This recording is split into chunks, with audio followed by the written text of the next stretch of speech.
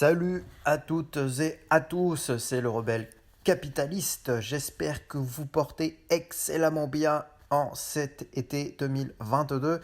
Je voulais faire une vidéo sur un sujet, honnêtement, je n'ai pas vu venir le truc. Et après coup, évidemment, ça semble logique, mais quand même, au moment où ça arrive, vous êtes un peu sidéré et vous dites non, ils ont osé. Oui, ils ont osé. Alors, le sujet du jour, c'est tout simplement la redéfinition de la notion de récession. Quelque chose quand même qui est globalement bien connu, bien traité. Une récession, c'est une contraction du PIB pendant 2 trimestres consécutifs. Donc pendant un semestre, si vous perdez en PIB sur tout le semestre, vous êtes en récession, techniquement c'est la définition. Eh bien, désormais, et je vais vous mettre une vidéo de Fox News avec Peter Schiff qui fait une compilation des interventions des responsables américains. Et donc sur cette vidéo, vous voyez un défilé de responsables américains, notamment Janet Yellen, qui arrivent et qui nous disent mais non, en fait, la récession, c'est pas techniquement cette définition, les 2 trimestres de contraction consécutive. Non, la récession, c'est un ralentissement global, etc. Donc nous ne sommes pas techniquement en récession. Et honnêtement, quand vous voyez ça, vous dites vraiment, ils nous prennent pour des imbéciles. Parce que c'est exactement ce qu'ils ont fait depuis un an sur l'inflation. D'où l'image que j'ai publiée donc, sur la présente vidéo, sur le présent podcast, et qui est vraiment exactement ça, qui résume parfaitement le comique et en même temps le réalisme de la situation. Parce que pendant un an, et même pendant plus d'un an, on vous a dit quoi ? On vous a dit d'abord, il n'y a pas d'inflation. Et quand l'inflation a commencé à pointer son nez, on vous a dit il n'y aura pas d'inflation.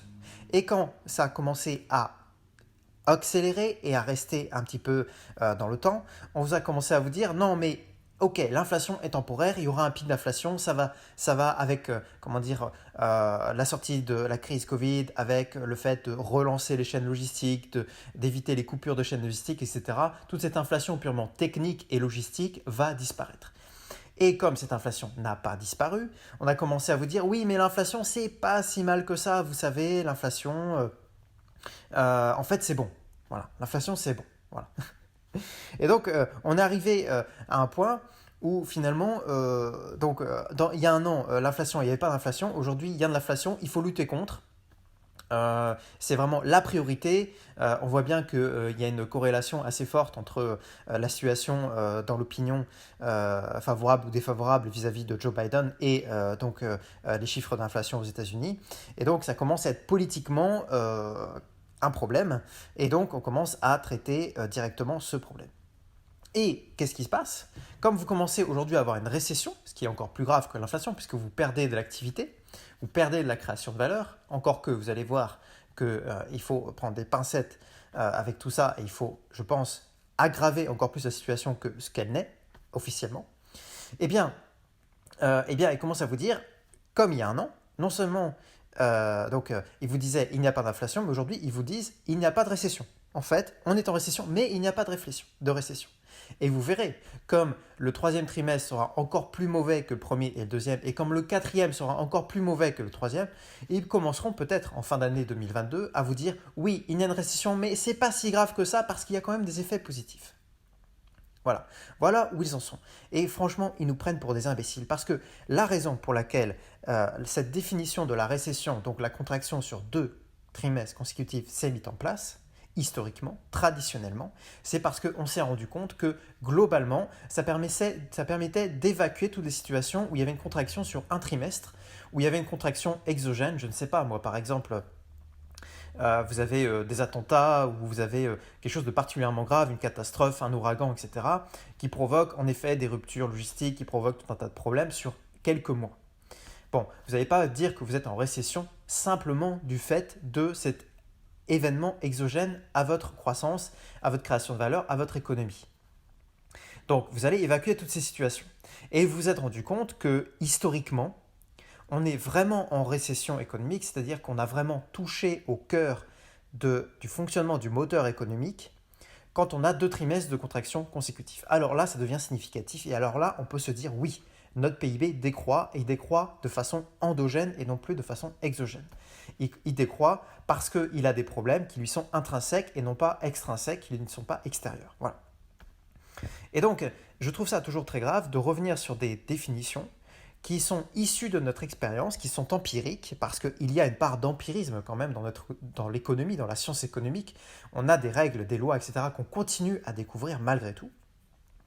Et il me semble que cette façon de procéder, cette démarche empirique, qui tient compte du passé, qui regarde de façon raisonnée ce qui a été et ce qui sera, ne pas tenir compte de cette méthode prudente, prudentielle, c'est quelque chose qui sape l'économie, qui sape la confiance des gens dans l'économie, qui sape la confiance des gens dans les élites. Et finalement, on a une diminution du capital social global. Parce que quand vous voyez tous ces hauts responsables qui arrivent et qui disent littéralement la même chose au mot près, je mettrai le lien de la description en vidéo, je mettrai le lien de la vidéo en description, excusez-moi, vous pourrez aller la voir, et même si vous ne comprenez pas l'anglais, vous allez voir très vite qu'ils disent strictement la même chose, c'est incroyable. Voilà, donc ils viennent, c'est concerté, c'est préparé, au plus haut niveau, au niveau establishment US, on s'est dit ok, ça va mal, mais il ne faut pas le montrer, on a les élections fin novembre, les gens de toute façon, ils gobent tout ce qu'on leur dit à partir du moment où les médias le disent de façon répétée, donc allons-y comme des porcs, allons-y avec nos gros sabots, et donc si on défile sur les plateaux de télévision et qu'on dit que on n'est pas en récession et que la définition de la récession a changé, eh bien ça va passer.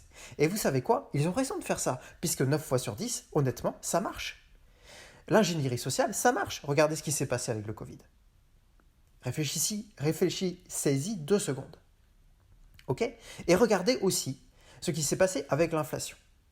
Donc, avec l'inflation, il y a eu le déni, tout ça, les biais psychologiques, l'hystérie collective qu'il y a eu depuis 2021. Il n'y avait pas d'inflation, et puis d'un coup, il y a eu de l'inflation, elle était temporaire, et puis elle était plus temporaire, et puis c'était bien, et puis in fine, maintenant, c'est un gros problème, il faut lutter contre. Bon, ok, très bien. Mais revenons encore plus en arrière, parce que ce qui se passe aujourd'hui avec la redéfinition de la définition de l'inflation, de la récession, pardon, c'est ce qui s'est passé aussi avec la redéfinition de la définition de l'inflation dans les années, depuis, je dirais, les années 90. Fin des années 80, début des années 90, je dirais globalement quand même qu'on a une sorte de retournement, de pivot avec Clinton. Hein, les années Clinton, là, on a un pivot. Alors, parce que Clinton, soi-disant l'homme de gauche, etc., qui met fin au Glass-Steagall Act, qui permet aux banques de détail de devenir des banques d'affaires, de mélanger tout ça, etc. Moi, ça me fait bien marrer. Ce mec, il a fait beaucoup pour la finance, pour la libéralisation de la finance, et souvent, il est revenu sur des règles prudentielles qu'on avait mis en place, qui étaient saines, qui étaient donc prudentes, et Bill Clinton a été globalement un très mauvais président. Okay, et c'est vraiment un pivot. Et donc, on constate que dans ces années-là, l'inflation a commencé à redémarrer. Alors, elle a commencé véritablement, fortement à redémarrer au début des années 2000, mais dès les années 90, on commence à voir ce phénomène. Et à partir de ce moment, comme l'inflation a commencé à être un problème qu'on n'arrivait plus à résoudre, eh bien, on a changé la définition. Si vous regardez la définition dans un dictionnaire au début du XXe siècle ou à la fin du XIXe siècle, l'inflation, c'est quoi? C'est l'augmentation de la masse monétaire. Ce n'est que ça. Or aujourd'hui, quand on parle de l'inflation, on parle d'augmentation des prix à la consommation. Ce n'est pas du tout la même chose. Ce n'est pas du tout la même chose. Vous pouvez avoir une augmentation de la masse monétaire et pas d'augmentation des prix.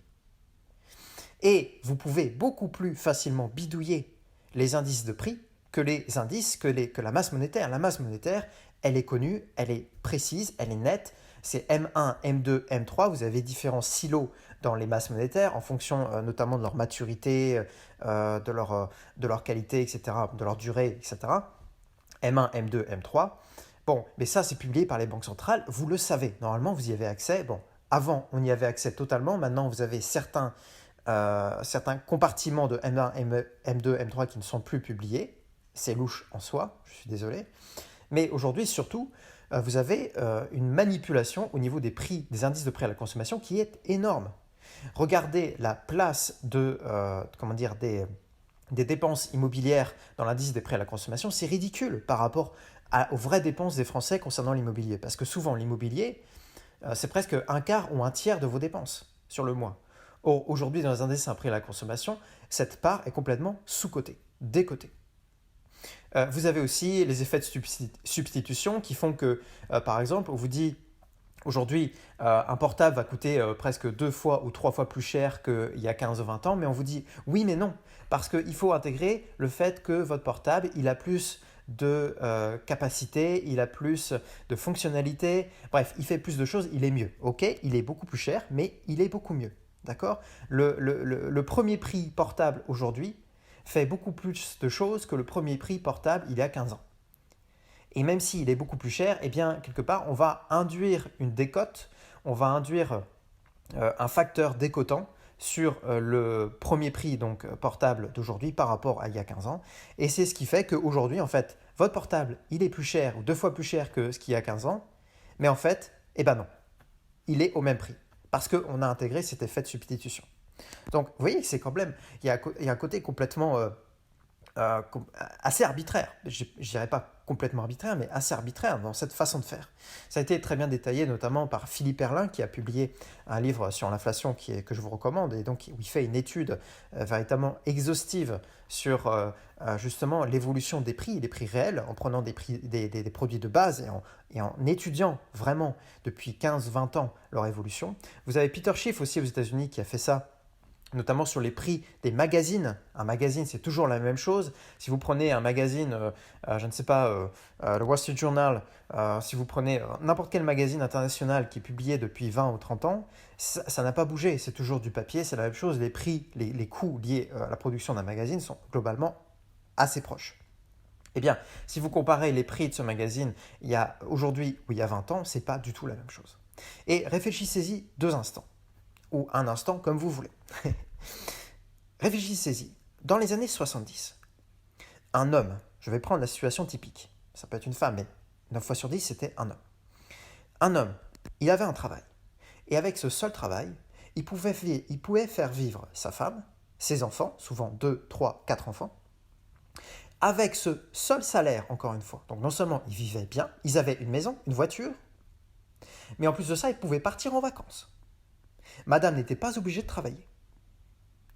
Et les enfants pouvaient faire des études. Vous vous rendez compte, avec ce seul salaire, ce qu'on pouvait faire dans les années 70 et même dans les années 80. Vous vous rendez compte? Aujourd'hui, pour avoir une telle situation, je pense qu'il faut être dans les 5% plus riches de la population. 5 ou 10%, pas plus. Parce qu'au-delà, il faut que madame trouve un travail. Sinon, ce n'est pas possible d'avoir ce rythme de vie. Ce n'est pas possible d'avoir la maison, les voitures, les vacances, les enfants, etc. si madame ne travaille pas. Ou alors c'est vraiment un gros sacrifice sur votre... Vous privilégiez le fait que madame soit auprès des enfants et du coup vous allez moins en vacances, etc. Donc il y a eu quand même, quand on y pense, un instant, vous avez eu une perte de pouvoir d'achat qui a été énorme depuis 30 ou 40 ans. Or, cela n'est pas du tout visible dans les indices de prix à la consommation. Je suis désolé. Donc l'inflation a été très forte, l'inflation historique considérée selon sa définition normale et historique qui est qu'il y a une augmentation de la masse monétaire, eh bien, cette augmentation de la masse monétaire elle a été énorme depuis 20 ou 30 ans, alors que l'indice des prix à la consommation officiel, lui, n'a pas évolué tant que ça. En tout cas, pas du tout dans la même proportion que l'indice des prix à la consommation. Voilà. Et donc, si vous voulez, vous voyez que finalement, toute cette ingénierie sociale, tout ce fait qu'il y a eu de l'inflation et donc on a changé la définition de l'inflation et donc aujourd'hui, l'inflation d'aujourd'hui n'est plus du tout la même chose que celle qu'il y avait il y a 30, 40, 50 ans, eh bien, c'est peut-être ce qui se passe en ce moment sous nos yeux ébahis et nos oreilles assourdies au niveau des médias, c'est-à-dire qu'on va changer la notion de la définition. Puisque, selon les critères classiques, nous allons être désormais quasiment pendant des années en récession, c'est ce que je prévois, et c'est ce que normalement tous les économistes un peu sérieux et pragmatiques prévoient, même si ça ne nous fait pas plaisir. Eh bien, puisque nous allons dans cette situation extrêmement défavorable, nous allons tout simplement changer les étiquettes. Les mots, comme disait Pareto, sont des étiquettes pour désigner les choses. Eh bien, puisque la récession ne nous plaît pas, puisque l'étiquette récession ne nous plaît pas, eh bien, on va juste changer l'étiquette par rapport à la situation, une nouvelle situation qui arrive. Nous allons être en situation de récession durable, comme nous avons été en situation d'inflation durable pendant des décennies. Eh bien, on va changer la définition de la récession et donc on ne sera pas en récession. Voilà. Alors, qu'est-ce que vous disent justement dans ces vidéos les dirigeants? Là, vous avez juste dans cette vidéo des extraits très courts de leurs interventions. Donc évidemment, ça maximise l'effet sur le spectateur qui se dit « Waouh, ils disent vraiment la même chose ». Mais quand vous écoutez leurs interventions séparément, ils disent en gros on n'est pas en récession parce qu'en fait, la récession, c'est pas juste une contraction comme ça sur 2 trimestres. C'est un peu bête et méchant, vous comprenez. Il faut que ce soit un ralentissement global de l'économie. Or, oh, magie, l'emploi se porte bien aux États-Unis. C'est ce qu'ils vous disent. Et donc, c'est ce qui sauve leurs fesses. C'est ce qui sauve leur derrière, en gros. Parce qu'ils disent, OK, il y a un ralentissement qu'on commence à constater, mais l'emploi, regardez l'emploi. L'emploi se porte bien. Est-ce qu'on est vraiment en récession quand l'emploi se porte bien, quand on est au plein emploi? Évidemment, on se dit, oui, bon, OK, il y a une part de vrai. Normalement, quand une économie tourne mal, l'emploi aussi va mal. Sauf que ici, vous avez de nombreux biais, et je voudrais m'attarder 5 minutes là-dessus. Premièrement, l'emploi ne se porte pas si bien aujourd'hui qu'il ne se portait par exemple il y a 1 mois, ou il y a même 2 mois. J'ai fait une vidéo sur l'emploi où justement je commençais à analyser le retournement de la situation de l'emploi aux États-Unis. Honnêtement, ça ne me fait pas plaisir, mais il faut dire la vérité. On commençait déjà, il y a quelques semaines, à constater dans les indicateurs avancés ce retournement du marché de l'emploi. Et aujourd'hui, il est là. Alors ok, au niveau absolu, on ne le constate pas encore, ce n'est pas évident, on n'est pas à 10% de chômage par exemple aux États-Unis, mais ça fait par exemple 3 semaines que les demandes d'inscription au chômage augmentent. De plus, vous constatez que les gens qui prennent de nouveaux emplois aux États-Unis sont souvent des gens qui prennent des emplois parce qu'ils n'arrivent plus à vivre. Et donc vous avez pas mal de gens aux États-Unis qui prennent 2 ou 3 emplois en même temps. Et vous avez notamment les retraités qui recommencent à travailler. Ne vous inquiétez pas, ça arrive aux États-Unis, mais ça va arriver aussi en France. Ne vous inquiétez pas là-dessus. Et donc, vous avez beaucoup de gens qui ont, enfin en tout cas de plus en plus de gens qui ont de plus en plus d'emplois. Donc en soi, ce n'est pas quand même le signe d'une économie qui se porte bien. Avant, encore une fois, dans les années 70, vous aviez un job et vous étiez capable de faire vivre toute votre famille comme des rois pendant 1 an. Aujourd'hui, pour faire ça, non seulement avec un job, vous n'y arrivez pas du tout, mais avec 2 jobs ou même 3 jobs, vous commencez tout juste à sortir la tête de l'eau. Donc, est-ce que c'est vraiment le symptôme d'une économie qui se porte bien? Ensuite, il faut se rappeler que depuis les années 2020, vous avez eu beaucoup de gens qui ont eu des stimmy checks, c'est-à-dire de l'argent, littéralement de l'argent public, qui arrivait dans leur boîte aux lettres, dans leur compte en banque, gratuitement, comme ça, sans rien faire. Parce que c'était le Covid, parce que c'était la crise, etc., on a envoyé de l'argent aux gens de façon, enfin, c'était vraiment une sorte de proto-revenu universel, de pré-revenu universel. On a donné de l'argent aux gens, comme ça, discrétionnairement, sans leur demander. Il y a eu de l'argent gratuit qui arrivait dans la boîte aux lettres. Évidemment, qu'est-ce qui s'est passé? En même temps, vous avez eu un gonflement des actifs comme le Bitcoin, etc. Qu'est-ce qui s'est passé? Eh bien, il y a plein de jeunes idiots, et notamment, je suis navré de le dire, mais dans les minorités, qui ont placé cet argent dans le Bitcoin, par exemple, et qui ont commencé à voir leurs actifs monter avec la bulle de la bourse qu'on a connue donc, en 2020 et même un petit peu encore en 2021. Et les mecs ont cru trouver la martingale. Ils ont cru trouver la poule aux œufs d'or. Attends, je suis chez moi, dans ma boîte aux lettres, il arrive de l'argent, je vais sur mon portable, je mets ça sur du Bitcoin et je fais x2. C'est magique.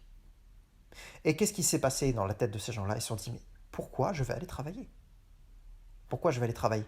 J'ai de l'argent qui arrive directement chez moi. Et donc, aujourd'hui, imaginez quand même, il y a beaucoup plus de redistribution sociale aux États-Unis qu'il y avait dans les années 70. Donc, aujourd'hui, l'arbitrage entre travailler ou ne pas travailler est beaucoup plus compliqué et beaucoup moins évident que dans les années 70. Dans les années 70, encore une fois, je reviens là-dessus, je ne suis pas nostalgique, mais quand même, il faut regarder les choses en face. Vous aviez un job, vous étiez un roi. Et vous n'aviez même pas besoin d'avoir un job extraordinaire. Un job lambda, ça vous permettait de vivre très bien. Très très bien. Et c'est pour ça que vous avez une constitution d'une classe moyenne à cette époque-là qui a été extraordinaire. Voilà. Et qu'on n'aura peut-être pas de sitôt.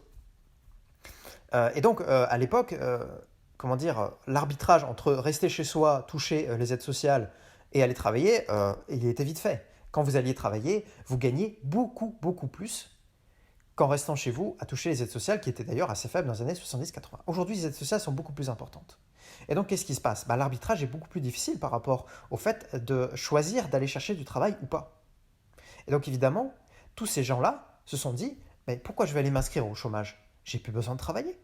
Je vois de l'argent tomber dans ma boîte aux lettres et je gagne cet argent en bourse. Je suis un roi, je suis un génie. Et donc, vous avez beaucoup de jeunes qui se sont désinscrits. Et donc, ça a fait baisser les chiffres du chômage. Pourquoi? Parce que, encore une fois, vous avez cet argent qui tombe dans la boîte aux lettres et vous dites, bon, ok, même si je vais travailler, je vais gagner 30% de plus, admettons, que par rapport à aujourd'hui, où je ne vais pas travailler.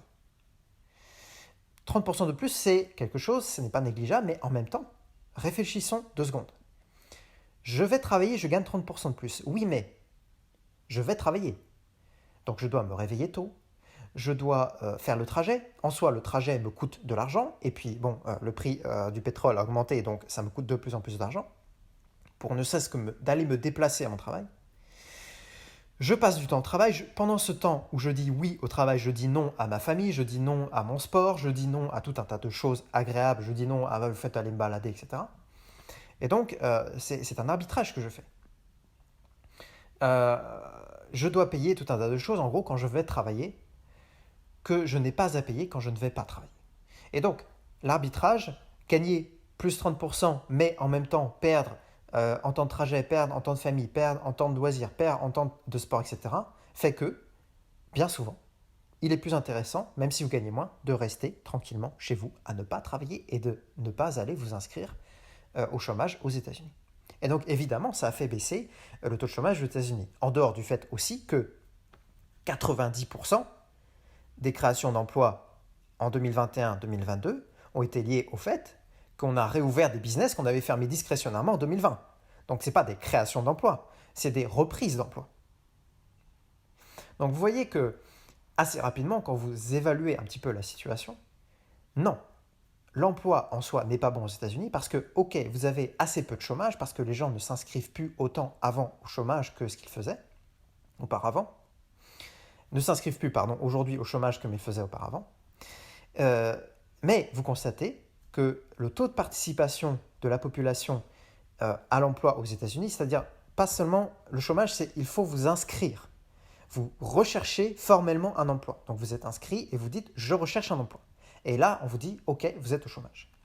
Mais quand vous regardez le taux de participation, c'est-à-dire tous les gens, toute votre population active, par rapport aux emplois qui existent aux États-Unis, eh bien vous constatez que ce ratio est extrêmement défavorable aujourd'hui. C'est-à-dire qu'il y a beaucoup moins de gens dans la population active aujourd'hui aux États-Unis qui cherchent ou qui ne cherchent pas d'emploi, peu importe. Il y a beaucoup moins de parts de population active aux États-Unis qui participent effectivement à l'activité, qui a un emploi, que dans les années 70. Dans les années 70, vous aviez un taux de participation de la population active au marché de l'emploi qui était très fort. Aujourd'hui, il est très faible.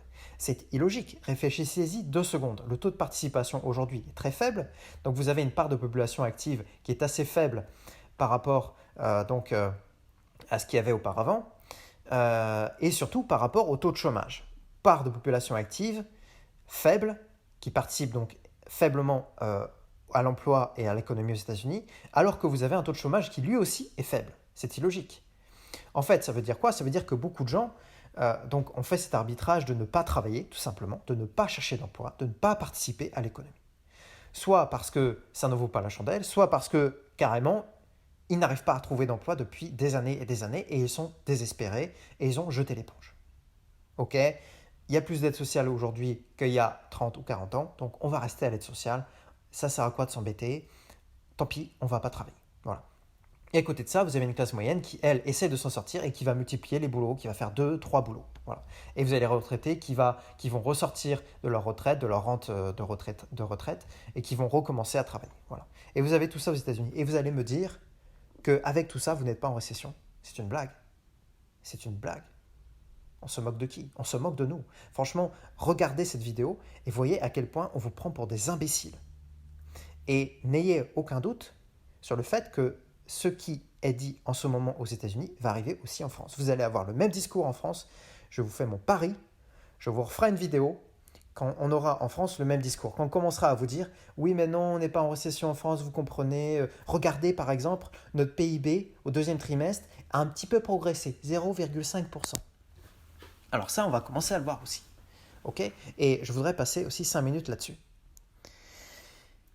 En effet, aux dernières nouvelles, le PIB, il me semble, je crois, au deuxième trimestre, vous me corrigerez si j'ai tort, en tout cas, les toutes dernières nouvelles sur la croissance en France, on a eu une petite pichenette positive sur notre PIB en France récemment. Voilà. Et donc on nous dit, finalement, la situation n'est pas si catastrophique que ça. Regardez, notre PIB progresse, on est en croissance. Alors qu'on est en récession, on est en récession forte en Europe, beaucoup plus forte qu'ailleurs. Parce que nos prix d'énergie ont fortement augmenté, parce que notre économie se portait déjà plus mal qu'ailleurs, parce qu'en France, on est des importateurs nets désormais, rendez-vous compte.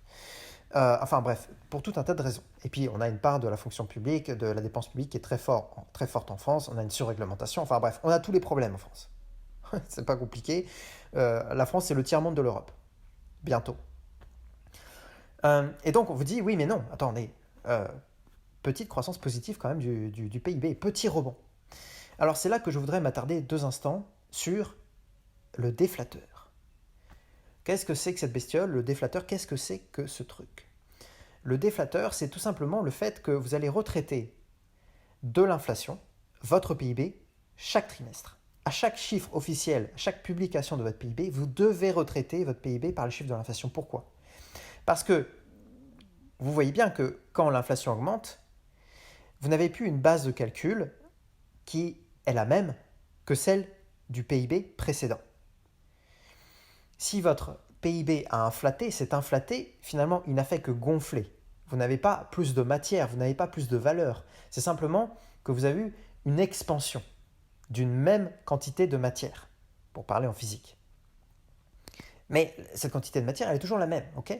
C'est pas parce que ça vous semble plus gros que vous en avez plus pour votre argent. Voilà, en gros. Et donc, prenons un exemple. Vous avez un PIB au dernier trimestre 2021 qui est de 100 points de base. Admettons discrétionnairement que votre PIB est à 100. Dernier trimestre 2021. 2022, premier trimestre 2022, votre PIB est à 101. Chiffre officiel PIB 101. Avant le retraitement par le déflateur. Qu'est-ce que c'est le déflateur? Vous vous dites, ok, premier trimestre 2021, notre PIB a progressé, super. Sauf que, en fait, notre inflation était de plus 1% par rapport au dernier trimestre 2021. Donc en fait, finalement, quand on applique la méthode de calcul correcte, logique, normale, eh bien, il faut faire 101 moins 1% d'inflation, parce que il faut qu'on puisse comparer des carottes avec des carottes, comparer les mêmes choses avec les mêmes choses, toutes choses égales par ailleurs. Et donc, quand vous faites cette méthode de calcul, eh bien, vous arrivez à 100 et des poussières. Eh bien, vous faites 101 moins 1% de 101%, de 101, eh bien, vous arrivez à 100. Et donc, en fait, là où vous n'auriez pas appliqué le déflateur et vous auriez pu vous dire, eh bien, écoutez, c'est super, on est passé de 100 à 101, eh bien, en fait, vous êtes passé de 100 à 100 avec l'application du déflateur. Admettons maintenant qu'au deuxième trimestre 2022, donc celui qu'on vient de passer, votre PIB est augmenté à 110, mais que votre inflation soit à 10%. Eh bien pareil, vous devez faire appliquer le déflateur. Si vous faites 110 moins 10% de 110, eh bien vous arrivez à 100 et des poussières, encore une fois. Et donc vous voyez bien que quand vous prenez le PIB strictement du point de vue nominal, vous seriez passé de 100, 101 à 110. Et donc vous pourriez vous dire, formidable, on a fait de la croissance. Alors qu'en fait, quand vous appliquez le déflateur, eh bien vous avez fait 100, 100 et 100. Vous n'avez créé aucune valeur. Vous n'avez juste créé que de l'inflation. Les gens n'en ont pas plus pour l'argent, c'est juste qu'un produit lambda, X, que les gens achetaient fin 2021, ils achetaient à 10, admettons, 10 euros, eh bien, ils vont l'acheter à 12 euros en 2022, mais c'est le même produit. Ils n'en auront pas plus pour leur argent, et même un peu moins. Voilà. Et maintenant, regardez un petit peu le tour de passe-passe. Nous avons dit au début de la vidéo que les indices de prêt à la consommation sont faussés, volontairement. Parce que nous avons cette petite lâcheté, parce que l'inflation est là depuis longtemps, on s'y est habitué, on est habillé d'habitude, on se dit oui mais l'inflation, etc. C'est embêtant. Vous savez que quand même, en France, nous avons énormément de transferts sociaux. Et que tous ces transferts sociaux sont indexés sur l'inflation. Traduction, quand l'inflation augmente trop vite, l'État, techniquement, s'il appliquait ses propres méthodes de calcul, devrait répercuter cette inflation sur tous les transferts sociaux en France. Or, ces transferts sociaux sont énormes dans notre PIB. C'est peut-être la moitié de notre PIB. Donc, nous avons des transferts sociaux énormes, et donc, si l'État appliquait l'inflation réelle, ça ferait des augmentations fiscales, des augmentations de transferts sociaux, et donc de fiscalité énormes. Et c'est quelque chose qui est politiquement intenable. Et donc, chaque année, on décote un petit peu l'inflation, on revoit un petit peu l'indice des prix.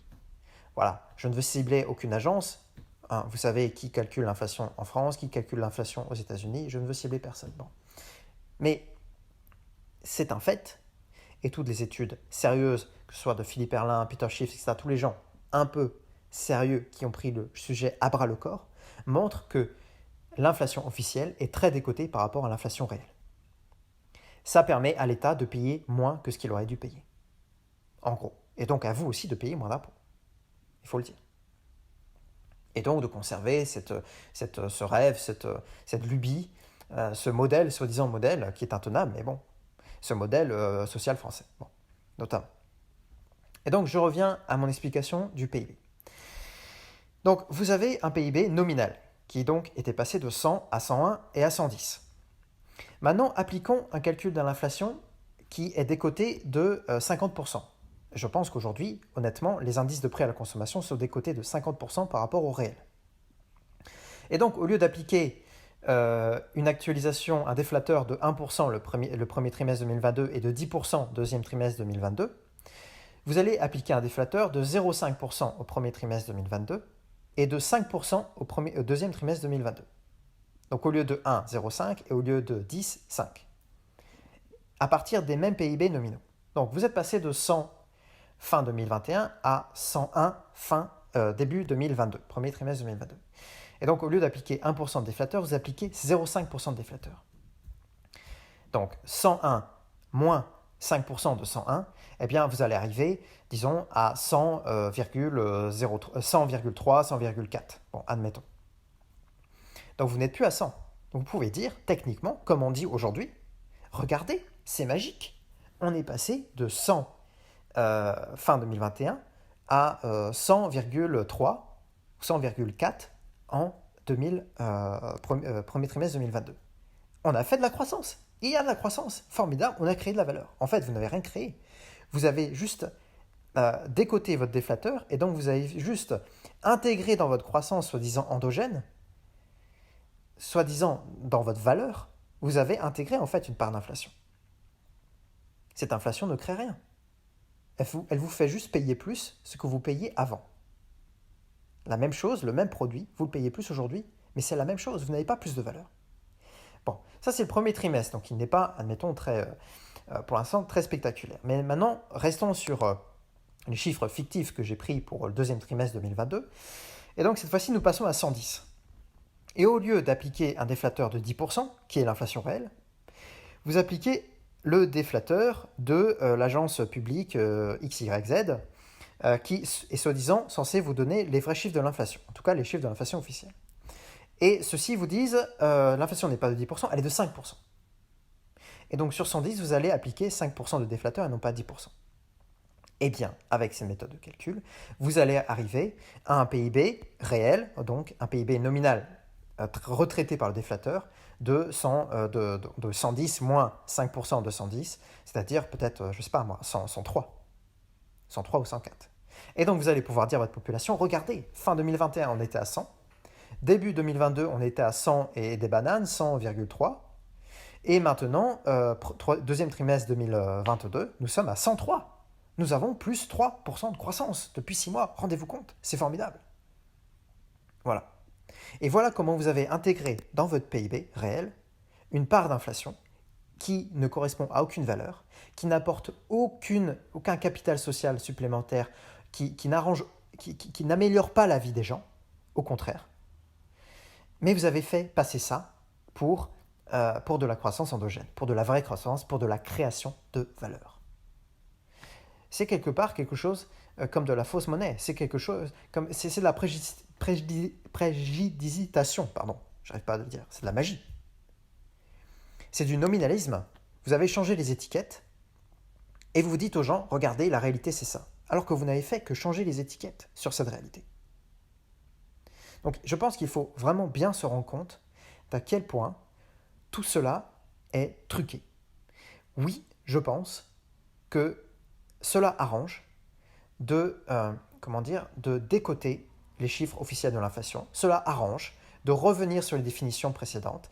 Pourquoi ? Parce que, encore une fois, je dirais que ce n'est même pas de la malveillance. Vous savez, il faut toujours appliquer cet adage, ce paradigme qui dit que, justement, il n'est pas utile de blâmer la malveillance d'abord quand il suffit, pour expliquer une situation, de blâmer l'incompétence et la bêtise. Et là, je pense que c'est vraiment ça. C'est vraiment de l'incompétence et de la bêtise qui est appliquée comme ça d'année en année avec l'accord tacite et le silence de la population qui ne se pose aucune question, qui laisse faire tranquillement.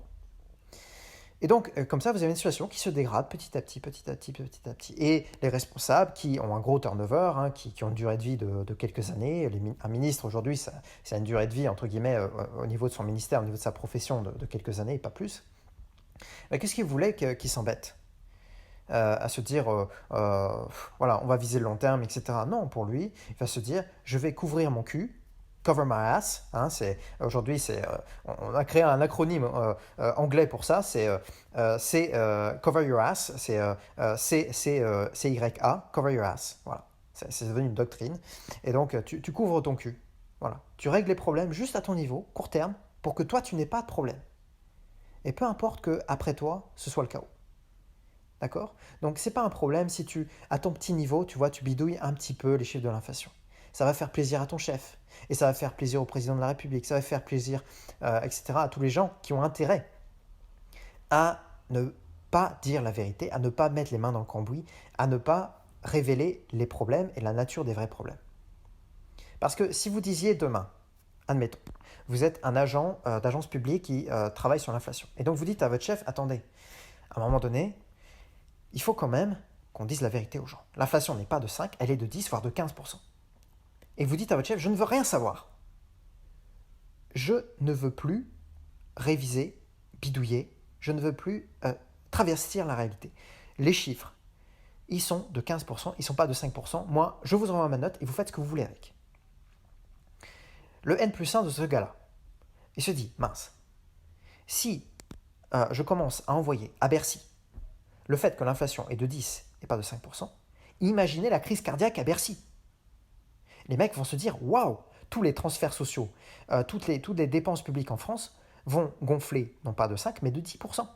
Où on trouve l'argent. On est déjà surendetté, on est déjà l'un des pays de l'OCDE qui a le plus de fiscalité, d'impôts. Comment on fait ?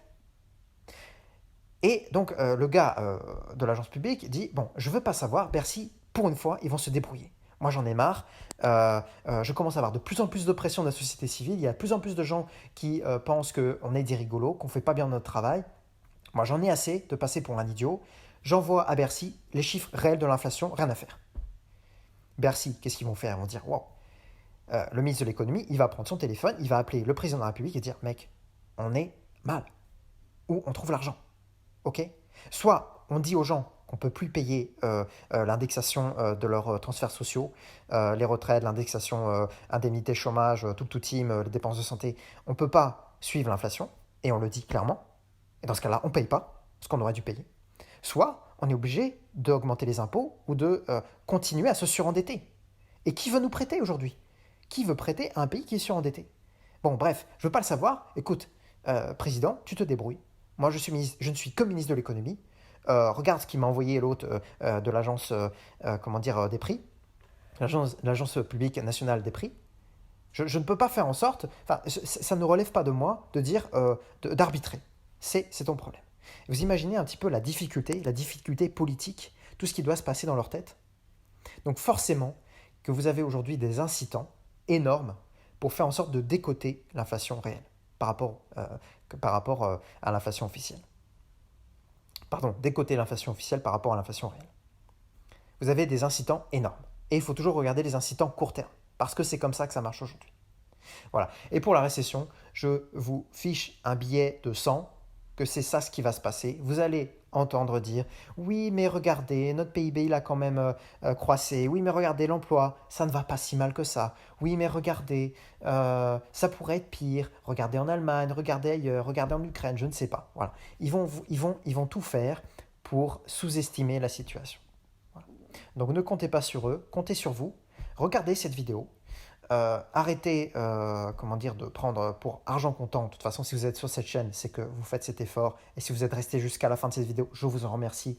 C'est que vous êtes très intelligent et que vous cherchez à comprendre en profondeur les choses. Eh bien, continuez à faire ça, je vous prie, parce que plus nombreux on sera à réfléchir comme ça, à réfléchir de façon droite, c'est-à-dire comme finalement nos aïeux d'il y a 50 ou 60 ans, qui n'avaient pas toutes ces bêtises dans la tête qu'on a aujourd'hui, eh bien, peut-être qu'à un moment donné, la société civile permettra de faire bouger les choses. En tout cas, c'est ce que j'espère. À mon petit niveau, c'est ce que j'essaye de faire. Voilà, donc c'était une petite vidéo sur ce mème, quasiment, c'est devenu un mème, je suis désolé, vraiment, la photo que j'ai mise sur ce podcast est vraiment parlante, elle résume parfaitement la réalité, que j'ai mis 40 minutes donc, à résumer. Mais là, vraiment, en une image, vous avez tout le comique et un peu le dramatique de la situation. Donc voilà, je vous souhaite une excellente journée. Abonnez-vous, ça fera du bien à la chaîne. Likez, ça fera du bien à la chaîne. Vous savez que c'est comme ça que ça marche, l'algorithme YouTube. Voilà. Et je vous souhaite une excellente journée. Commentez, dites-moi ce que vous en pensez. À la prochaine.